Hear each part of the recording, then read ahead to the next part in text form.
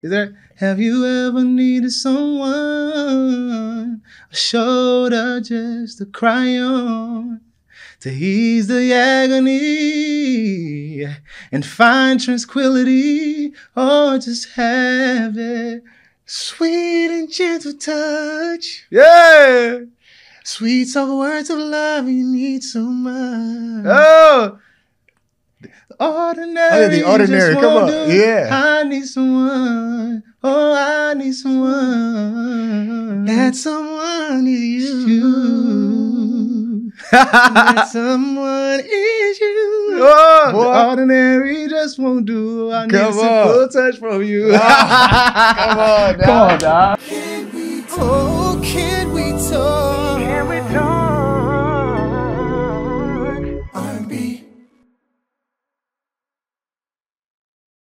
What's up? What's up? It's your boy Ian Vaughn, the R&B ambassador. Listen, I apologize for the interruption, but I need you guys to help us continue to grow this channel. We're doing such a fantastic job growing, bringing you amazing content from some of our favorite R&B artists and contributors. I need you to do this one little thing: like, comment, subscribe. Subscribe is key. Also, hit the notification bell. This will help us to continue to bring more and more fantastic artists to the platform. So with that said, this is a continuing conversation. Can we talk R&B? Now back to the show. What's up? What's up? It's your boy Ian Vaughn, the R&B ambassador. I'm here with another episode of the Can We Talk R&B podcast, and I thank you guys for making the time to tune in. I have a special one today. He's I think we used to say back in the day, the R&B sensation. He is a singer-songwriter, amazing new talent in the game. And he's a Southern boy, so we got to get into it. I got my man T.A. Thomas in the building. Man? What's good? Appreciate you for having me, dude. Yeah, man. Thank you for making the time. So I'm just hearing you just getting back from Atlanta last night. Yeah, man. Doing promo. Yeah. So what, is a new album? What's going on? You know, I got a single about to come out. Yeah. And also working on the album a little bit. Okay. Yeah, you know, I had to go back to the South, dive into some of those vibes out there. Absolutely. Yeah. Well, they say you are, well, at least in my notes. In my notes that, you know, and my team is all over the country, but you know, I'm from the South. So they say certain things. I'm like, guys, come on, I'm from the country. They say you are coining, I guess, the new generation of Southern soul. Yeah. I mean, you from the South, we got this local genre of music called Southern Soul, which is like a combination of R&B, gospel, and blues. Yes. And it's actually was my first introduction into music. Come on. You know, listening to Southern Soul. So, you know, just bringing that to a bigger platform. So Southern Soul, I think of guys like, you know, I think of guys like Al Green.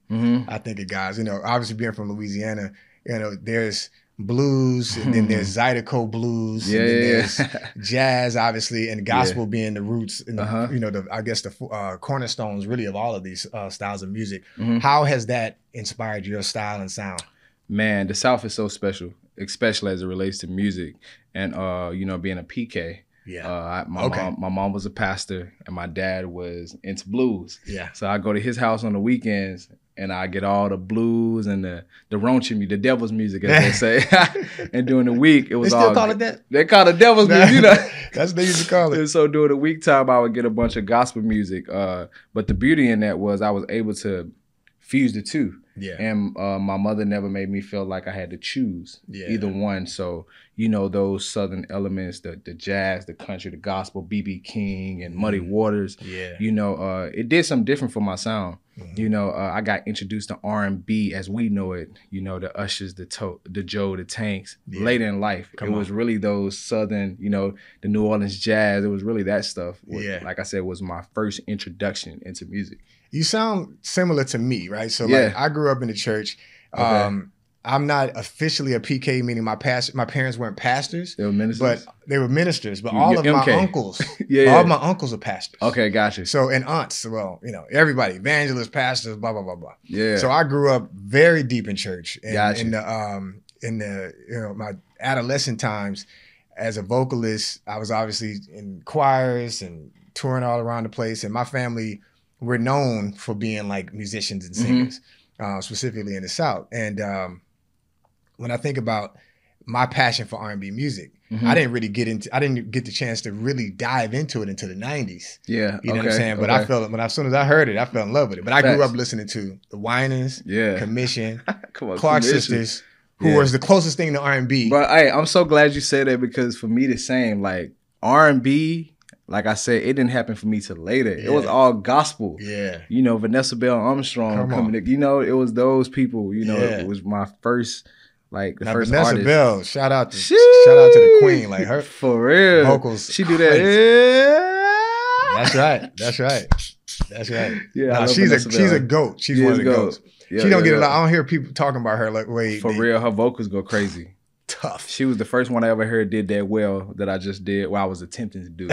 And I actually think one of the first people I heard like run in gospel music. Man, her vocal. Yeah. She was amazing. Incredible. Absolutely. So tell me about your upbringing. So church boy, Mississippi Delta. Yeah.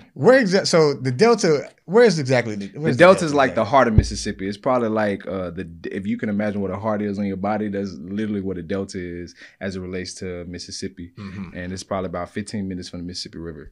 Gotcha. And that's like, isn't that, how far is that from like Memphis? Probably like an hour and a half from Memphis. Gotcha. Probably like an hour from 30 minutes from Arkansas. Gotcha. Oh yeah. Something right there on the border. Yeah, man. Yeah. That's slave country. Yeah, it really is. You know, so much history. I'm only like 30, 40 minutes from Money, Mississippi, you know, where Emmett Till, where his memorial is. So yeah, it's like that area is a lot of history. Gotcha. So what got you out of Mississippi to, you know, we don't see a lot of recording artists, at least of our era, that are from Mississippi, specifically doing R&B music. We see there's been some guys hitting hip hop. Shout out to David Banner. Shout out to Ray Schmurda, I believe they're from Mississippi as well. And a few other guys. What's my mind? You got Soulja Boy. You got Big Crit. Crit. That's what I was thinking about. Crit. So you have a lot of guys in hip hop that made a lot of noise, but even that, it's not known for that. So what made you? Kind of rare. Yeah, man, it really was going to college. I went to Jackson State. And swag. Yeah, man. So social media back in that day, we had like Vine, Tumblr. Y'all got the best band behind the jukebox. Behind the jukebox. See, I was with my boy at first. I was with him at first. That's you? No. It's only one sound. There's only one sound that we know as it relates to bands, and everything else to follow. You know? Come on. You know, I got a bunch of chops a little bit. But you know, going to college, getting introduced to R&B, I started making these covers online, and you know, got familiar with YouTube and stuff like that. And I actually started singing with this artist named James Fortune, who's I know James from Houston. Yeah. So I started singing with James Fortune, and that opportunity kind of like opened my eyes up to music as a mainstream platform. Gotcha. Yeah, so that was like my first opportunity singing at a big level. And what year is this? This is 2014. Okay. This 2014-15. Gotcha. Yeah. Okay. So I don't know James personally well. I mean, we've met a couple of times. Dabbling in the gospel music industry, but he's a phenomenal songwriter and incredible. Just man, contributed to the genre. Yeah. But I remember who was my guy? Cardi. Zacardi Key. Yeah. He sings or sang with James Fortune back in the day. Yeah. So were you a part of that? Like a part of that ensemble? I was a part. I was singing with Fire. Okay. At the time, you know, Zacardi Cortez. Let's just pause there because he's one of the most incredible gospel male vocalists of this generation. 100%. So cold. One of the coldest. You know. Yeah. I didn't get a chance to hit the stage with him. But Zacardi always looked up to him. So even to be singing with an artist that he shared a platform with was a big moment. Yeah, for sure. Okay. James always keep the singers around. Yeah, man. Just so you know, I know everything. Yeah. You know what I'm saying? So, okay, I believe. For the most part. I mean, because I'm from this. You from the South. You're an artist, musician yourself. That's right. So I know you know. And then I'm a church boy. I'm an R&B savant. Yeah. I'm all of that. So we speaking the language. Yep. So yeah, man, taking that opportunity, it really just, once again, it was like my first artist development experience, you know, singing with James. And, you know, with gospel, that's like some of the most intense training you can get as being an artist. Is either you can sing or you can't. That's right. So through that platform, I got discovered by these guys at at Sony, and I joined a male group called Next Town Down. So tell me about that. Yeah. So, well, transitioning from you were singing in Fire in the back, singing background music for James. Yeah. But obviously just getting your chops together. Mm-hmm. And then, so are you still in Mississippi doing this in school? Still in Mississippi at Jackson State, missing class, emailing my professors. Guys, I ain't gonna be able to make it this week. I got this opportunity. They like, T, we like you. Yeah. We're gonna work with you. You know what I'm saying? Yeah. So that was a moment that was pretty hard for me because my father was actually paying my way through school at the time. So, you know how it is in the South. You got to get an education. That's right. You know, I'm talking about music. They're like, okay, don't play you with can my do money. this. Don't play with my money. So, once my folks seen that I was serious about it, they was mad supportive of my journey. Nice. But still in school at this time. And when I got ready to join the group and move to LA, that was the initial moment that I left Jackson State. Gotcha. Yeah. So how'd you go from, I'm in the business because I'm with this band or with James Fortune's group or whatever. Mm-hmm. And then how'd you get from that to Sony? Like, were you recording? Were you doing talent shows? One of my best friends, Carvina Jones, which is another amazing vocalist that was singing with Fire. Okay. She was managed by some guys over at MBK. Okay. And they was on the recruitment squad for finding this group. Gotcha. And that's kind of how it happened for me. Gotcha. Yeah. So, and she was also on the road singing with James Fortune as well. Gotcha. So we became best friends on the road, just chilling all the time. And so from that, dang, you taking me back. Yeah. From that experience, I kind of left Fire at the time because we really wasn't touring during the time that I got discovered by these guys. I was still at Jackson State. But from that experience, I got discovered, and it was like definitely during the fall season. So it was during the time where school was getting ready to be out. And during December is kind of when I went out to New York. So, had a break from school, didn't have to miss too much of class, but it also was coming up on the spring semester. So I'm like, hey, do I sit this semester out and go full force with this music opportunity? Yeah. Because at this point, I'm tired of emailing my professors like, yo, I'm taking this music opportunity. And a lot of them was fan of my vocals because Jackson State actually opened up their platform at this crazy talent show. You know what I'm saying? I was singing all through campus. So I had made a name for myself on campus singing. That's how you do it. Yeah, you know what I'm saying? That's one of the biggest benefits in college. When you get a chance, all these people from all over the country come to this school. Yeah. And you're performing and doing your thing. And they go home. 100%. And now everybody knows who you are. Bro, Jackson State college in general just played a big part in me just getting comfortable being on stage. It was my first big stage. And so my professors knew me. They was fans of me singing throughout campus. So they supported it. And they ain't like kick me out the class. Respecting my communication. So it was kind of at that moment that I left, man. Nice. Yep. So tell me about how you get to it. So I guess singing in the group, Next Town Down. Yeah. First of all, I like that name. That's You're the first person that like the name. I like that. Next Town Down.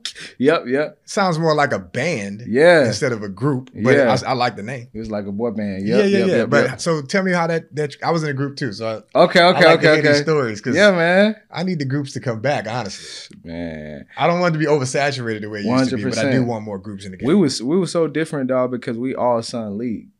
We was like all lead vocalists. And Boys to Men. Yeah. 12 actually. You know what I'm saying? But we all had different textures and tone. Gotcha. But we all sung lead. And being in a group was actually my first introduction into recording. Like, I'm now getting into recording records, and this is like my first time being in the studio. Nice. You know what I'm saying? So what count that moment as like a lot of artist development too. Sure. Learning how to write together and learning how to, who attacked the bridge. And I became the bridge guy. You know what I'm saying? Because I'm churchy. I'm like, whenever it came time to that part where you just like, that was my moment. Yeah. So I discovered my voice in the group, I feel like. Nice. Yeah. How long was the group together? We was together like 5 years. Okay. Yeah. Okay. So we had a nice run, man. Recorded some incredible music together. And really just opened up so many doors in my career, my solo career. Never put out an album as a group? You guys did? Yeah. Okay, so I haven't heard. I got to do some research. You got to tap in. Yeah, you got to go on YouTube, man. We got some stuff on there. Nice. So what happened? Like, why'd you leave the group? What happened? pandemic happened, and you know, as many of you guys know, that the pandemic was really tough on artists, for sure, and especially upcoming artists. You know, being signed to these labels and being new, it was tough. And I had lost my mom in the pandemic as well. Oh man, I'm sorry to hear that. Yeah. So you know, I felt like we all mutually felt like, you know, we had kind of reached a moment where it was kind of like, it's kind of like go different ways. And I had a story to tell, and I couldn't really tell it for the guys. Yeah. I know when I left my group, we had been together 8 years. Yeah. It felt like a divorce. Yeah. To be honest with you. Like, these are we're still close friends. One of them is my cousin. Yeah. And when we split, it really was tough. And I was trying to find my solo voice. So I know it's like, I know what I feel like and sound like in the group, but now I got to, you know, figure out what I'm going to sound like as a solo artist or tell my own story. Man, it's time now. I'll be on the stage and I'm looking around. I'm like, all right, somebody else going to hit that high note for me. I'm like, nah, I'm here by myself, man. Yeah. So you could definitely feel the absence of those guys there. And it did, dog. It did feel like a divorce, you know, because I came to LA so used to them just being there. Absolutely. You know? So you guys so everybody was here in LA? Everybody was here. We all from 5 different states. Got you. But we all was in LA. Yeah. Got you. So me and one of the guys, we stay together now, and incredible writer. We actually got nominated for a Grammy together writing on Chris Brown's album. Yeah, I was going to talk about that. So I know you got nominated for that. So what was that experience like as a new artist in the game? Man, it was crazy because you know, once again being intentional. Yeah. We had wrote this record pre-pandemic, and not writing for no one specific. We thought it was writing for the group, but incredible record. Me and the guys had a very good creative relationship. And this record, we found out Chris Brown was looking for records, and this producer, Killer B, he was like, yo, you guys mind if I send this record? We was like, for sure. Breezy heard it. He was like, yo, I want to cut this and I want to put this on the album. Yeah. To have one of the biggest artists in the game. You know what I'm saying? You know what I'm saying? And Chris is a legend in his own right, a living legend, still telling his story. Yeah, man. To jump on one of your records, that has to be a real surreal experience. It was crazy, man, because, you know, we all looked up to Chris. It was crazy. You know, sometimes it even still feels surreal, but it was a moment in my career that, once again, opened up a lot of doors. Yeah. So as a songwriter, you play piano, right? Yeah. So you're a musician, you play keys. Yeah. How important do you think it is to actually, well, I guess for artists to be able to play an instrument, or at least songwriters? Yeah, I feel like I actually discovered my voice through playing the piano. You know, and just from diving a little bit into music theory, you know, learning my keys, learning my number system, going into the studio now, I'm able to tell the producer, hey, what if you go to the 3? What do you go to the 4? Right. You know what I'm saying? So it allowed me to authentically give to the creative process as it relates to TA Records, you know, because stuff I was naturally feeling, I can now translate that to producers. I'm like, hey, yo, I want this. So now I'm incorporating natural elements that I like into my music. Yeah, that's fantastic. How long have you been playing? Man, that was my first introduction. Like, after I got introduced to Southern Soul, my folks got me a piano, and I self-taught myself. Come on. Yeah, I say I self-taught myself. That's so Southern. Boy, I taught myself how to play. That's so Mississippi. I self-taught myself how to play. Nah, I taught myself how to play the keys. And I started gigging at all the local churches. Yeah. You know what I'm saying? Yeah, building them chops up. I never really had to have a job. You know, that's what I was doing in college, the local churches around campus and playing at the campus events. Nice. That was my bread, man. Nice. I mean, that's how you build it up, you know, in terms of being able to perform. Yeah. It's a lot of artists I've talked to, and they're amazing, but they didn't have the performance chops, meaning, you know. And you know, from being from church, when you hit that stage, that's right. Not only do you have to have the presence of being just singing and entertaining, you got to be able to tap into something. That's right. You got to be able to tap into the spirit, as they say. That's right. Tap into it. That's right. So you have a song, Caught in Between the Two? Yeah, Caught Between Two Worlds. Caught Between Two Worlds. I'm sorry. Yeah. Is that, well, tell me what that is. Is that about being caught between the gospel world and the R&B world? Is that, I mean. I'm glad you said that, because I didn't think of a real specific thing when we was writing this record. Gotcha. It was really just being caught between two worlds at the time, you know, being in relationships where the lady had to come second to the music. Gotcha. You know what I'm saying, was the initial inspiration. But I'm thinking on my life and my career, I'm just like gospel, R&B, you know, church and being on stage and having my shirt wide open, you know what I'm saying? I'm thinking about so many things and, you know, genres of music.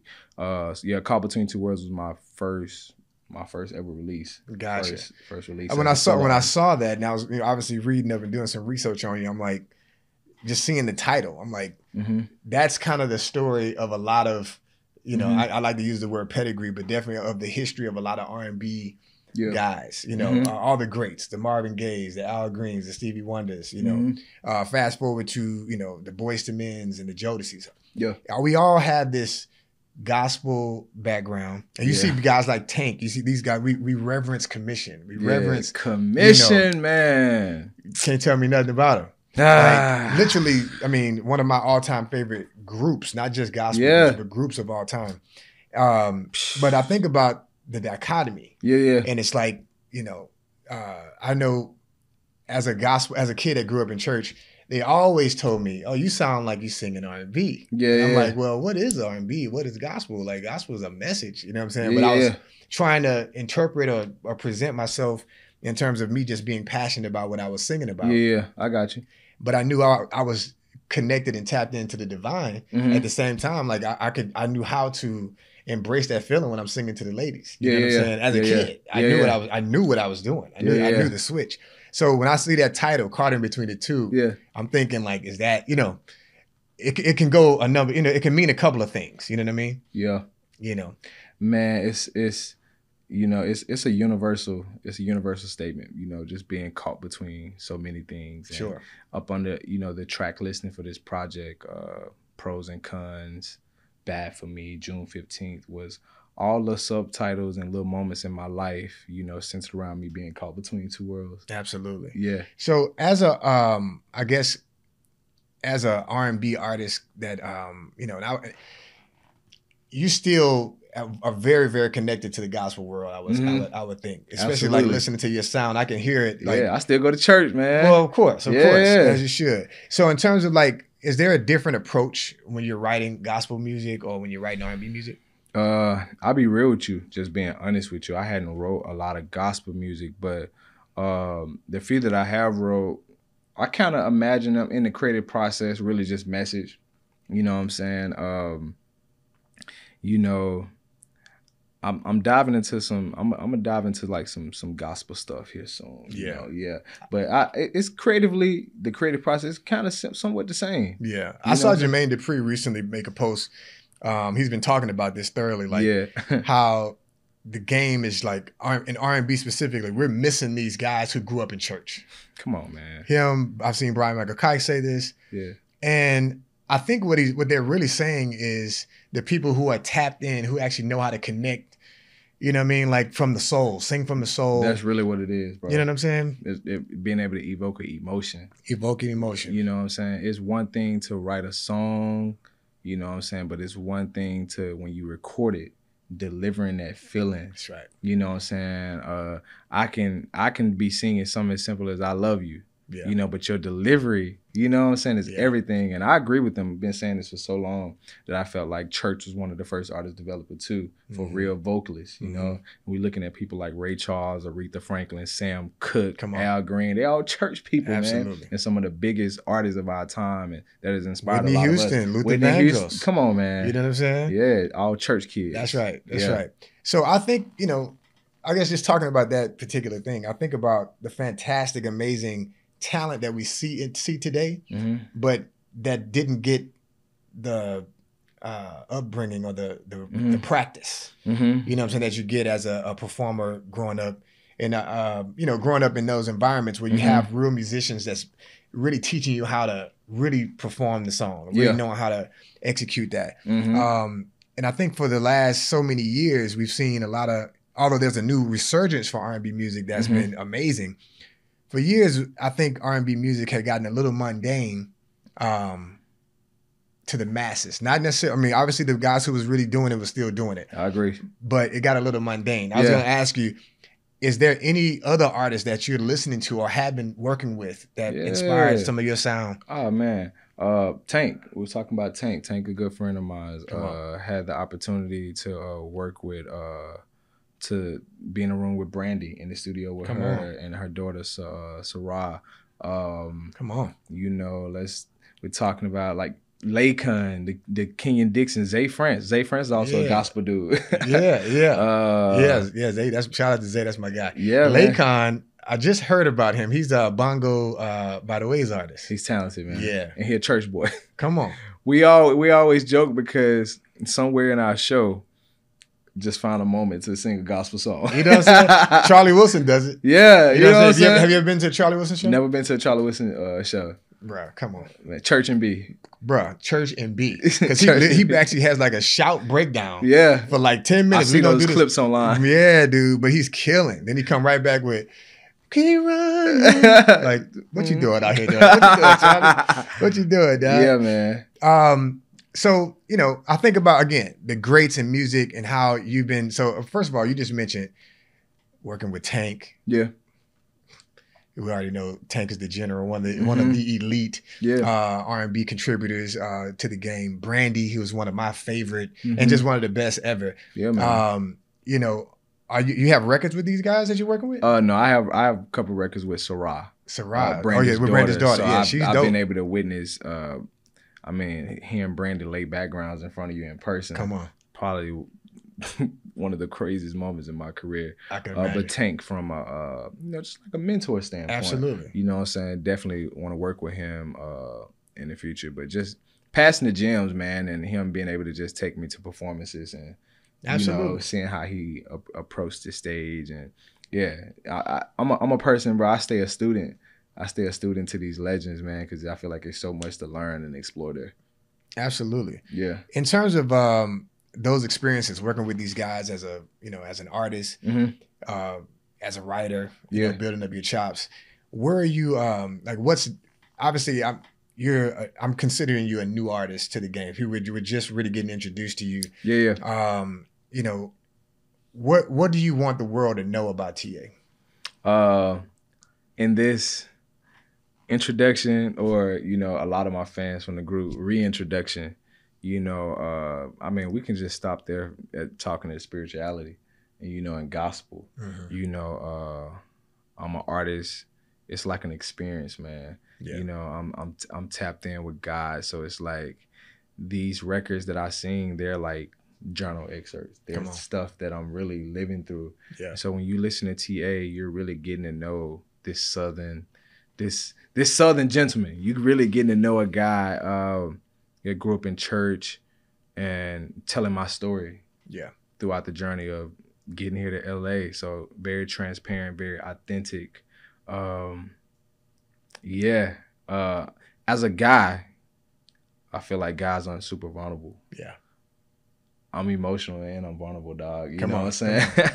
So I feel like ladies hearing my music, you know, they get some type of insight on kind of like what guys are thinking. Yeah. And, you know, I'm tapped in with my emotions through dealing with grief. Yeah. The healing process of grief. Yeah. And journaling being a tool that I use to help navigate me through grief. I feel like, you know, when you listen to TA, what I want you to take away is just like, one, guys, it's okay to be vulnerable. It's okay to be open, you know, and it actually is a thing that I think ladies take as attraction, you know, that like a guy that's open and honest, tapped in with your emotions. Absolutely. You know what I'm saying? I feel like that's like that's a gem. Absolutely. You know yeah, being vulnerable for sure. I think, you know, growing up, there was a notion about it in terms of not being tapped into. I mean, as a man, it's like, okay, you're not being masculine. You're not tapped into your masculinity by showing. But I mean, I beg to differ. You know what I'm saying? But at the same time, you know, when I look at the R&B greats, if you ain't grabbing air, bro, come on, you ain't man. Like you got to be vulnerable to grab air. You ain't even grabbing that. You just reaching out. That's right. You got to be vulnerable to sing in the rain. Now, look, I know it's creepy these days, but back in the day, you know, Romeo and Juliet style. He had a brother outside with a speaker. You know what I'm saying? He's singing to the window. Man. You know what I'm saying? You like pouring his heart out. You know what I mean? For real. You definitely got to be you got to be tapped into yourself, your own emotions to right. deliver that type of performance. That's right. Can't be too tough for love. You can't be too tough for love. No, absolutely. We have a segment called the deep dive. So we're gonna dive into, you know, I guess we sort of done this song in terms of caught between the two, but the records that you wrote for Chris Brown, that you got the nomination for. Yeah. The title track of that song. Yeah. What is it again? I'm sorry. Talking about. And it's spelled. I gotta spell it TALM apostrophe. So as y'all know, look, I'm over here reading, and I'm a very educated brother. I mean, that's how we talk. That's how we talk. It's hard to read it, but I can definitely say it. So let's talk about it. Yeah, yeah. I mean, talking about versus a lot of things in my catalog is one of them fun. I feel like you just got one or two that's just them fun songs. Yeah, of course. Talking your shit. So talking about just really what it is. Like, I got these on me. Cause you talking about like it's just one of them ones. We out at the club, we having a good time, not subject specific, just flexing your shit. What was the inspiration for it though? Like, I know when I'm writing songs, sometimes it's autobiographical, something I saw, whatever. Like, what was the inspiration? I mean, I laid the melodies for this record, and my roommate Von. Well, shout out to Von Waters, an amazing, incredible songwriter. He like when he started writing this joint, he was like, "It just talk, it's okay to flex your shit a little bit." He was like, "This record right here kind of sound like we flossing, we stunning a little bit."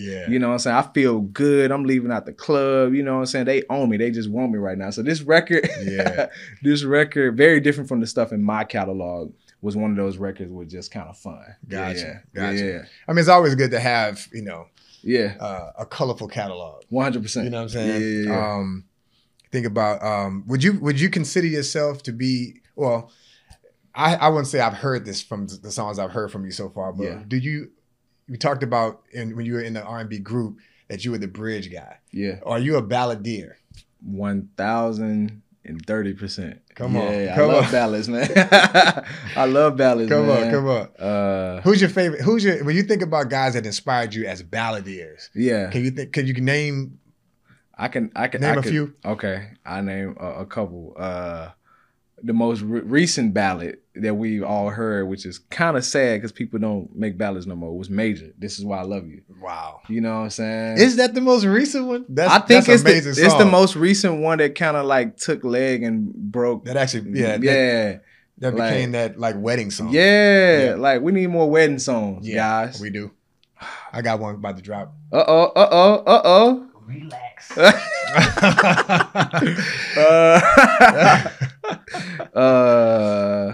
Jamie Foxx. Oh, come on. With the wedding song. Oh, man. Fucking love Jamie Foxx, man. Yeah. Johnny Gill. Come on. Yeah, man. Come on. So, just to name a few. Gotcha. Yeah, all right, since we're doing that, let's see. I think about, like, my guys, I think off the top of my head, I think about Brian McKnight. Come on. Of course, Luther. And if we're just going to do three, and Joe. Come on, Joe. Joe, one of my favorite singers of all time. Come on. This balladeers, you know what I mean? More recent, Leon Thomas dropped his new album. I'm not sure if you heard it yet. Yeah. You talking about Mutt? The album. Yeah. Incredible. Yeah. It's amazing album. He has Answer Your Phone. Mm-hmm.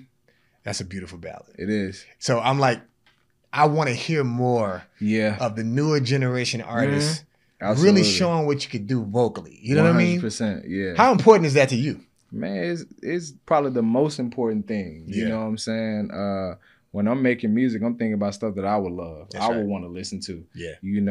Ballads is something I feel like will get played for the rest of your life. Yeah. You know what I'm saying? We still playing here and now. That's right. You know what I'm saying? That's right. I love ballads. I got a couple of them in the vault right now. Okay. I got a couple of them. Come on, TA. I can't wait to dive into really dive into your catalog. Yeah, man. And I'm thinking about, the new project, you said the project that you're working on right now. Yeah. Like the temperature that you choose to go with. Like, is it going to be in the 90s? Is it going to be in the 70s? So this project is really paying a lot of homage to home. Come on. So I'm really diving deep into Southern soul. Nice. Those elements of music that inspired me when I first started doing it. So I'm going back. I even been back in the South, in Nashville. Yeah. Tapping in with a lot of producers that are local to the South. This project is going to be a real big statement in paying homage to home. Yeah. Yeah. And shout out to Nashville, man. It's a lot of amazing producers there. Yeah. And if you know, you know. You know what I'm saying? If you know, you know. You know, because that's where they at. I got a fire song called If You Know, You Know. Oh, come on. I spent some years working in Nashville, so I know it's a lot of producers. Yeah, super talented guys out there. Crazy. Yeah, the music. Crazy. So R&B groups. Mm-hmm. Give me your Mount Rushmore.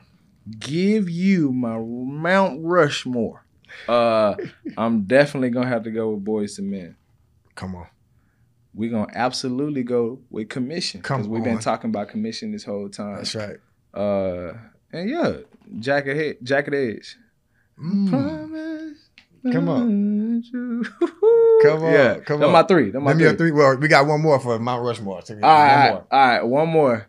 I go with Silk. Ooh. Yeah, go with Silk. Come on. Silk don't get the credit that they deserve. Meeting in my bedroom. Come on. Trying to tell you. Them boys some singing fools right there. For real. Yeah. All right. So what's the last song that you heard that inspired you to go in the studio and say, man, I gotta get to work? The last song I heard that inspired me to go in the studio to work would actually be I'll talk about the last album that really inspired me would be Hoax Tales by Jasmine Sullivan. Come on. And I steady go back and play the record Selfish, the record she got at the end of the project. I love Jasmine Sullivan, dog. Me too. She's one of my favorites. I think Hotels, and I said this in another episode, is it's top 3 of the decade so far. Yeah. That album was crazy. You know what I'm saying? Like crazy. I listened to that. I looked at the Apple Music list. Yeah, which I hated. Yeah, it was crazy. They should have called me. But obviously they had a few right. Yeah. But when I'm thinking about the new, when they start talking about from 2020. Yeah. That was I think that was 22 when that album came out. Yeah. Hotels is right now in my mind. I'm not gonna name the other ones, but it's top 3, and it's not necessarily 3. Easy. You know what I'm saying? Not necessarily 3. So Jasmine is one of your, would you say she's one of your inspirations or just? Inspiration, favorite vocalist. Yeah. Yeah. Jasmine Sullivan, man. Even from when I was a little jit, my sister used to listen to her. You know, one of my sister's favorite vocalists. Mm-hmm. Man, when we talking about church, come on. We talking about church. Jasmine Sullivan. She's like Kim Burrell's daughter. You know what I'm saying? For real. You know? Yeah, Jasmine Sullivan and Fantasia. Oh yeah. I'm crazy about Fantasia, but Fantasia, Jasmine Sullivan, and Brandy, them like my 3 female pioneer vocalists. Like you really can't argue with that. For real. There's nothing you can say. I don't care who you got. Church folks. They all got the oil. That's like they say. They got the oil. Leaving oil stains there. Yeah, they got the oil. That olive oil. That anointed olive oil. All right. So I still got oil at the house right now. Come on. I got the shot time. All right. So like should R&B music, like you think about a lot of artists that are how am I gonna phrase this? Okay. R&B music, again, in the last so many years, a lot of artists started to have a very similar sound. It was very linear. Mm-hmm. I just didn't feel like music was connecting. And I can like give a shout out to a couple guys I like. People like BJ Chicago Kid. People like Lucky Day. Yeah. People artists. Like, and specifically talking from guys, even guys like Eric Bellinger, who created his sound and lane. Now a lot of guys are trying to copy that sound. 100%. How important is it for artists to, tell their own story? I understand art begets art, so having your inspirations. Yeah. But in terms of like really trying to carve your own avenue. Yeah, I feel like on the subject of just storytelling, period. Yeah. Should always be the center of your art. Yeah. You know what I'm saying? I love the cool records. I love them. But I feel like you gotta talk about something that means something to you, because you perform it different. Yeah. You sing it different, and as it relates to fans getting to know you, they're getting to know you for someone that's that's authentically yourself. Yeah. And I feel like, and just storytelling in general, it naturally brings out something different in your sound, because can't nobody tell my story better than me. Come on. You know what I'm saying? And I feel like we got into an era where guys didn't want to talk about nothing. You know, we didn't feel vulnerable enough. It, you know, I feel like the whole topic of masculinity played a part in that as well. You know, being comfortable in who you are as a, you know, as a man, and knowing that also a strength of a man is being tapped into your emotions. Come on. You know what I'm saying? Once again, journaling for me was that strength, you know, would allow me to tell my story more authentically and transparently. But yeah, you got to really tap into what means something to you. Yeah. You know, that'd be my question to a lot of these artists. Like, what means something to you? And how can I connect that to the music?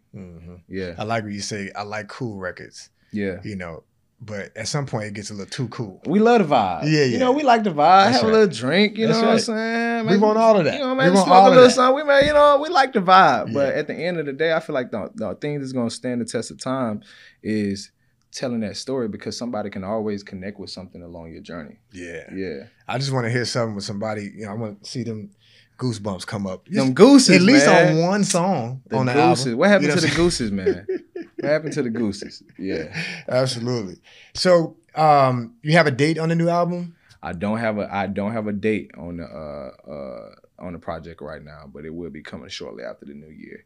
And you know, on this side of the year, that can definitely be expecting another single from the project. And you know, got holidays time coming up, so we love holiday music, man. Absolutely. Yeah. I think I skipped this. I want to ask this question. Yeah. How'd you get to Def Jam? I got to Def Jam because when I got into the group, one of the first guys to give us our first record deal was Tunji. Come on. And Tunji was at RCA at the time. Not sure his position. I think he was like head A&R. Okay. But Tunji went over to Def Jam, became a chairman over there. And he watched me as I moved through my solo journey, being independent. And I just decided to make it full circle. Yeah. You know. How important is it? So you know what it feels like to be an independent artist. And, yeah. And in this day and age, it's not necessary, right? Like how it used to be. Yeah. To be on a label. Absolutely. Can you talk about the pros of teaming up with a label? Yeah. I feel like it's like, you know, the pros of being independent, of course, more creative control. Sure. You know, being able to obtain your masters. That's right. You know, stuff like that. Sometimes the cons can be not having enough, you know, need a little bit more money for a little bit more push. That's right. You know, the pros and cons of being at a label, you know, you now have more chefs in the kitchen. Yeah. But the thing is, if you're very sure in your artistry and who you are, and, you know, I feel like anybody that's looking to invest in anything want to pair with an artist that know what they're doing. That's right. You know what I'm saying? So in any situation, independently or being signed, if you know what you're doing creatively, you know, that's always going to be the center, and you got to lead with that, you know, still staying in that grinder's mindset. But it kind of cons of a label, you got a lot of people's opinions that you have to listen to. Sure. You know what I'm saying? And me, I'm a type of person, I don't know it all. That's you right. know what I'm saying? But the things I know. And sometimes you have to, all right, I'm gonna go with your idea this time. Yeah. You know what I'm saying? But definitely before signing to a label, I feel like it's good to kind of take a chance at yourself first. Yeah. Independently, to make that bargain when it comes to a label. But do you find yourself, like, I see you walked in like with your management, in terms of a team, how important is that? Team is very important, especially somebody who just having somebody who truly believe in you, believe in your sound, and me being a person that ain't chasing nothing mainstream. I'm just a Southern boy from the South, telling this story of Southern soul, these beautiful love songs. Having somebody that truly believe in you, man, that's working when you sleep. Yeah. You know what I'm saying? That's really important. And just talking about that journey of being independent and being with a label, you know, sometimes your team may bring stuff that you know, may not even see for yourself. That's right. You know, so trusting some of the people that you bring onto your team, being able to be authentically transparent with them knowing, also your well-being. Having a team of people that care about you outside of the music. Right. You know what I'm saying? My manager, she know my family. You know what I'm saying? Yeah. I know my sisters, they talk. Yeah. So yeah, team is very important. Someone to hold you accountable and help hold you accountable, always pushing you. Yeah. But the thing is, I feel like you gotta want it more than any of them people on your team. 100%. Yeah. 100%. Yeah. So TA, before we let you go, man, we gotta hear you. We gotta hear you sing. That's crazy. That's crazy. Cause look, I watch a lot of the shows, and I know my manager came in and told him. So this is what we gonna do, cause I'm gonna make him help me. We got a song. I think this is by Commission. Have you ever need? Is there? Have you ever needed someone, a shoulder just to cry on, to ease the agony and find tranquility, or just have it sweet and gentle touch? Yeah. Sweet soft words of love you need so much. Oh. The ordinary. The ordinary. Come on. Yeah. I need someone. Oh, I need someone. That someone is you. That someone is you. Oh, the ordinary just won't do. I need a simple touch from you. Come on, dog. Come on, dog. Come on, dog. I ain't heard that song. I ain't listened to that one in a long time. But that's like, hold on, Paul. We got the pipes, dog. You got the pipes. Look, hold on. I was caught off guard. I was like, hold up. The tone is crazy, dog. Thank you, bro. Thank you, bro. I'm just messing around. Nah, I just work here. I just work here. No, but I appreciate you got the pipes. Come on, man. I love it, man. I love that. Yes, sir. Man, bless you, bro.